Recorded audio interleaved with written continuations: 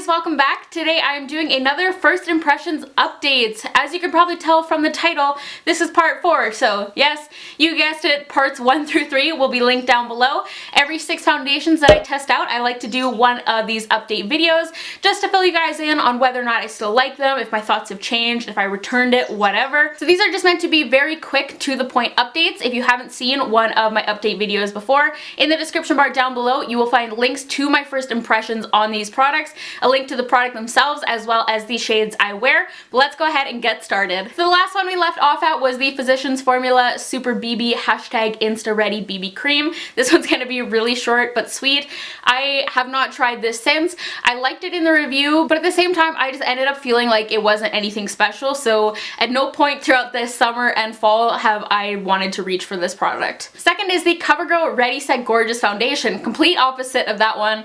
I love this product. I've mentioned before that this has become my favorite drugstore foundation. I've since purchased it in 2 more shades, and I mentioned at one point it was the only foundation I brought on a 2-week trip this summer, so that is really saying something for someone who owns like, what, 30 plus foundations now? This has really worked with any primer I've tried it with, and I still like just applying it with like a round top foundation brush in downward strokes so it's nice and smooth. Gives such a perfect, natural, just like slightly luminous kind of finish, which you guys know that's exactly what I look for. So love this. It's so inexpensive too. Covergirl has definitely become my go-to brand for drugstore foundations. Next up we have the Clinique Acne Solutions BB Cream. Like I predicted in this video, this works really well to mix in with other foundations, and since this is a bit too dark for me, that's exactly what I've been doing. This is pretty much empty now because it's just like a little deluxe size sample.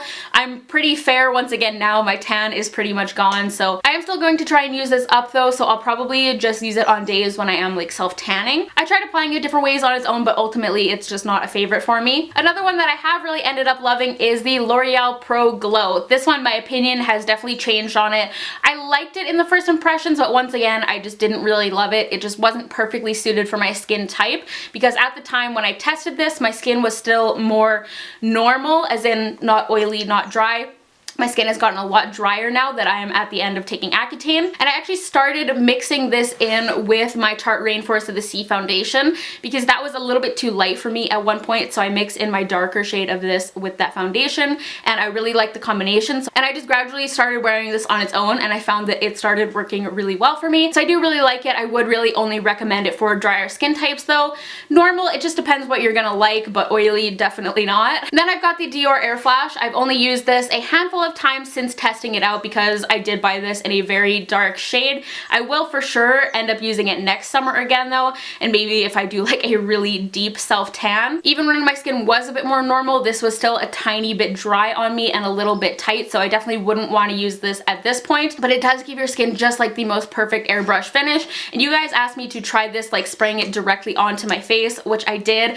I tried it in closer range and like then blended it out with a brush, and I didn't really like that. It's kind of like cold and unpleasant since it's in an aerosol can, and I also tried spraying it directly onto my face, but the coverage was too light. So if you're wanting to buy this to spray right on, I wouldn't really recommend it, but if you're okay with spraying it like onto your hand or whatever and then using it with a brush, it just gives such a beautiful finish to the skin. Once again, we'll save this for next summer. And finally, I don't know where this one is, but I do still have it. It is the Covergirl Clean Matte BB Cream.